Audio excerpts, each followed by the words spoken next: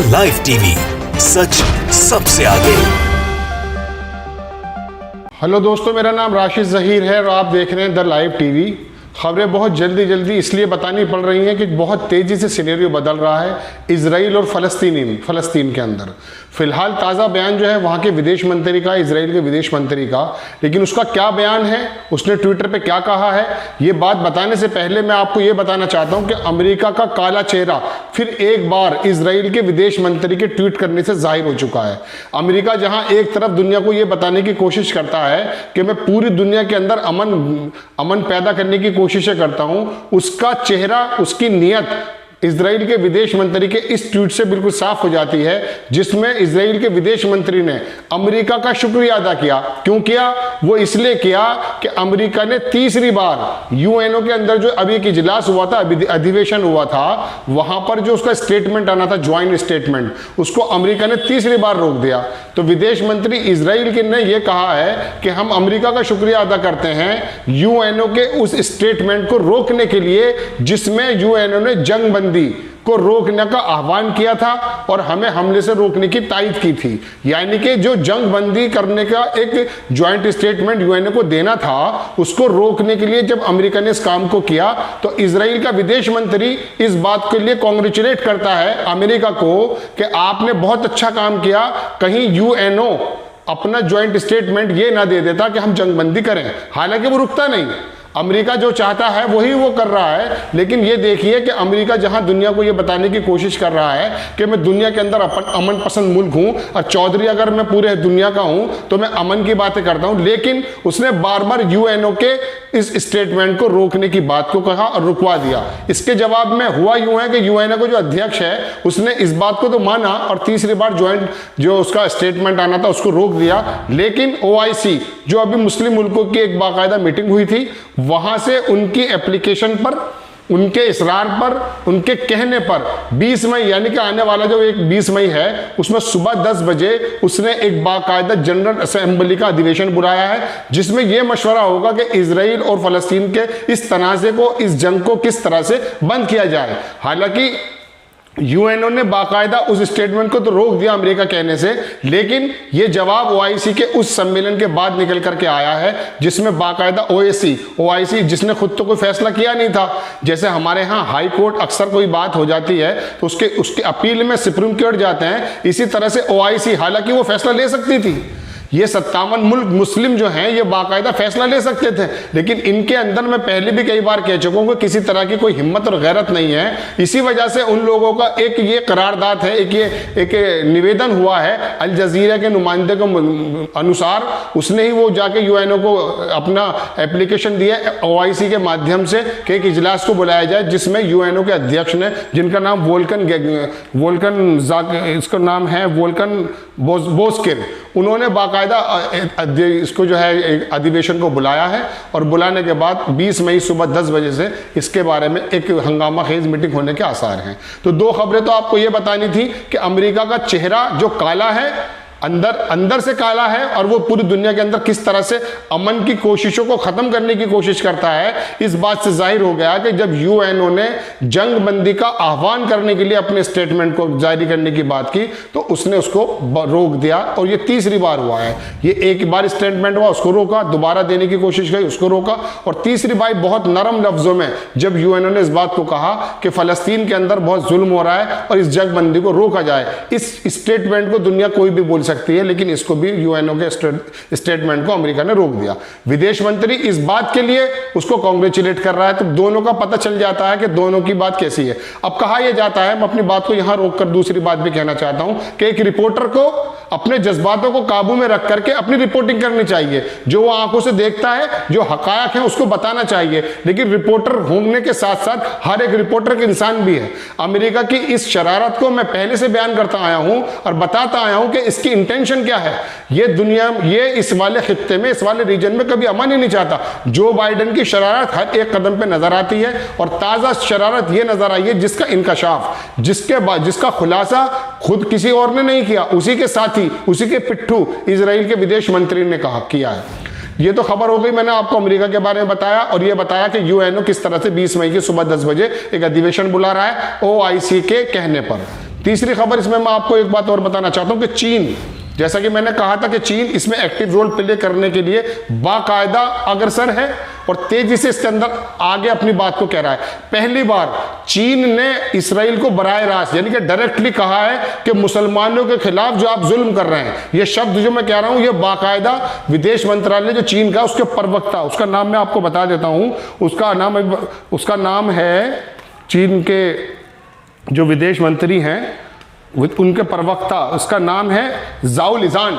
जाओ लिजान ये बहुत इंपॉर्टेंट पर्सन है और ये अक्सर चीन के जो विदेश मंत्रालय है उसकी तर्जुमानी करते हैं, उसके स्पोक्समैन है। उसने कहा बाकायदा विदेश मंत्रालय की तरफ से चीन के कि इजराइल को इस तरह के जुल्म सितम को बंद कर देना चाहिए जो मुसलमानों के खिलाफ वो कर रहा है। और दूसरे उसने कहा कि अमेरिका जो अपने आप को चौधरी बनता है, ये शब्द मेरे हैं, लेकिन अमेरिका को इसके अंदर बाकायदा एक सीनियर की तरह रोल प्ले करना चाहिए और जंग बंदी के बारे में बात करनी चाहिए। और तीसरी बात उसने कहा पूरी दुनिया से, ये उसने कहा कि इस वक्त जो फलस्तीन के अंदर मुसलमान परेशान हैं, उनको इमदाद की जरूरत है, पूरी दुनिया को बिल्कुल मुट्ठी बंद करके और बहुत यकजहती के साथ और टुगेदरनेस, मतलब मुश्तरका बोलते हैं कि अपना ज्वाइंट एक प्लान ऐसा बनाना चाहिए कि किस तरह से फलस्तीन के अंदर जो दवाइयां कम हैं, अस्पतालों की कमी है, खाने की कमी है, इनकी इमदाद किस तरह से पूरी हो जाए। पूरी दुनिया से उसने आह्वान किया कि मुसलमान फलस्तीन के अंदर जो परेशान है उनकी मदद की जाए। ये तीसरा बयान मैंने आपको बताया जो बहुत इंपॉर्टेंट है और इसके अंदर पहली बार ऐसा हुआ है कि चीन ने बाकायदा इसराइल को डायरेक्टली इस बात को कहा है कि आप इस झगड़े को, इस जंग को बंद कर दें और जो मुसलमानों पे आप बमबारी कर रहे हैं, जुल्म कर रहे हैं, उसको बंद कर दें। ये एक बहुत बड़ा बयान है और चीन की सरगर्मी को जताता है और भविष्य में जो उसकी एक ख्वाहिश है उसको भी एक्चुअली दूसरी सुपर पावर बनना है। उसकी जो ख्वाहिश है कि अमेरिका को धता बताते हुए अपने रोल को प्ले करना है, इस बयान से बिल्कुल साफ जाहिर होता है कि चीन अब चुप बैठने वाला नहीं है और बाकायदा इसके अंदर अहम रोल उसने पहले भी प्ले किया है और अब वो पीछे हटेगा नहीं, उसके अंदर एक रोल अदा करने वाला है। और इसराइल को बाकायदा इधर रशिया की तरफ से भी मिल चुकी धमकी, इधर चीन की तरफ से ये जो बात निकल कर है, जो उसके प्रवक्ता ने बताई है, उससे सुनने के बाद वाकई उसकी नींद उड़ी होगी और उसको सोचने पर मजबूर होगा कि मैं जो जुल्म कर रहा हूं उसको किस तरह से मुझे कंट्रोल करना है, रोकना भी है या नहीं। ये चौथी बात। चौथी बात मैं आपको और बता देता हूं कि पाकिस्तान भी इसके अंदर बिल्कुल सरगर्म है, जैसे टर्की और ईरान है। बाकायदा पाकिस्तान का विदेश मंत्री जो शाह महमूद कुरैशी है वो टर्की गया और वहां पर उसने बाकायदा इसके बारे में अपना तबादला ख्याल, अपना मशवरा टर्की के विदेश मंत्री और वहां के उर्दुगान से भी किया और वहां से 4 विदेश मंत्री, तुर्की का और सूडान का और फलस्तीन का जो 3 विदेश मंत्री और खुद चारों मिलकर के यूएन अमेरिका गए हैं। वहां इस इजलास में जो मैंने बताया है इस अधिवेशन में भाग लेंगे और अमेरिका सरकार को समझाने की कोशिश करेंगे कि किस तरह से यह जंग बंदी हो और किस तरह से मुसलमानों पर जो जुल्म हो रहा है वो किस तरह से रुकें। ये 4 खबरें बहुत तेजी से सिनेरियो चूंकि चेंज हो रहा है तो बार बार आपको मैं अपडेट करने के लिए हाजिर हो रहा हूं। तो 4 बातें हुई हैं। पहली बात, अमेरिका का काला चेहरा बिल्कुल सामने आया है, उसका इंकशाफ, उसका जो बाकायदा जो बताया है वो वहां के इजराइल के विदेश मंत्री ने अपने ट्विटर पर बताया, जो कि आप देख सकते हैं। और दूसरी बात, पाकिस्तान का विदेश मंत्री वहां पहुंचा। तो इंपॉर्टेंट जो सबसे बड़ी बात है वो ये है कि चीन ने बाकायदा एक्टिव रोल प्ले करते हुए इजराइल को चेता दिया है कि आप इस जंगबंदी को बंद करें। क्योंकि चीन की बात ऐसी नहीं है जैसे ओआईसी के 57 मुल्कों की है। हालांकि चीन के इंटरेस्ट में मैं आपको बता दूं कि ये पूरा धड़ा, ये जो मुस्लिम ममालिक का धड़ा है, जो 57 देशों की ओआईसी बनी हुई है, वो इस तरह से भी बात कर रहा है कि मुझे नया सुपर पावर बनने में इन लोगों की जरूरत है, तो वो इसलिए भी बोल रहा है। हालांकि उसका अपना इसराइल से कोई अपना डायरेक्ट कोई झगड़ा नहीं है, लेकिन उसके बावजूद इस क्षेत्र के अंदर अपनी सुपर पावर बनने के लिए एक नया कदम है। लेकिन उसको सुपर पावर बनना हो या उसको सुपर पावर बनना हो, ये बात अलग है। लेकिन फिलहाल जो मजलूम जो मुसलमान फलस्तीन के हैं उन पे जो इसराइल किसी तरह की बमबारी कर रहा है। 5वीं बात भी मैं लगा था आपको बताते चलता हूं कि यूट्यूब पर अक्सर मैं ये देखता हूं कि इस तरह की बातें हो रही हैं कि इसराइल को तबाह कर दिया गया। ये मैं कई बार कह चुका हूं और इसराइल को खत्म कर दिया, ऐसा नहीं है। कल का ही रात का मैं बता देता हूं आपको कि इतना जबरदस्त अटैक किया है इसराइल ने वहां पर कि वहां पर 20 लोगों की एक साथ जान चली गई है और बहुत बमबारी की गई है। और एक मैंने आपसे पहले भी कहा था कि जिस तरह से अल जजीरा के ऑफिस पर हमला हुआ है, है। इसी तरह से एक बड़ा प्रेस और है, उस पर भी उसने हमला किया, टारगेट किया, उसकी बिल्डिंग को खत्म किया। इसके अलावा इसराइल के अंदर भी जो फिलिस्तीनी मुसलमान है वेस्ट बैंक के अंदर, वहां पर भी झड़पें शुरू हैं। कल 3 लोगों को मारा गया इजरायली अखबार के मुताबिक, लेकिन 20 फलस्तीनियों को मार दिया गया है। लेकिन वहां के फलस्तीन भी अपनी जान देने को तैयार हैं और वहां के 2 इजरायली सैनिकों को उन्होंने भी मार गिराया है। एक लड़का फलस्तीन के अंदर गैरत में आके उसने ये किया है कि वो अपनी जीप को लेकर के वहां जो वेस्ट बैंक के अंदर फलस्तीन इजराइल की जो चौकियां थी उसको ऊपर चढ़ा दिया, उसको पकड़ा गया है, उसको जेल भेज दिया गया। तो फलस्तीन का मुसलमान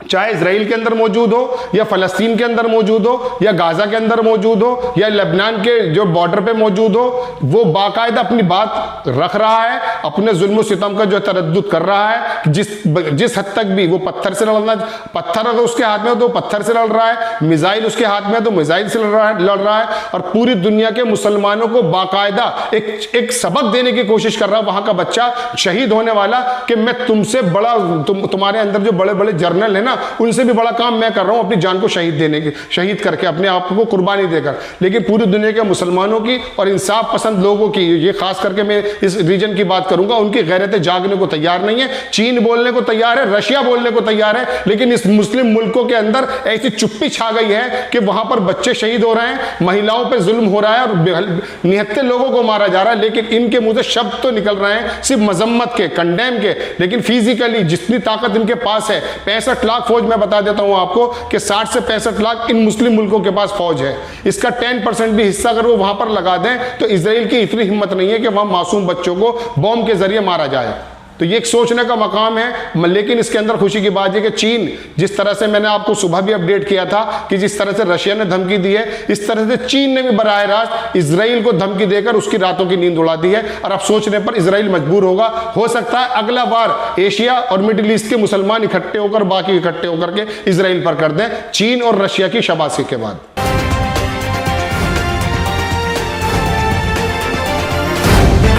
द लाइव टीवी, सच सबसे आगे।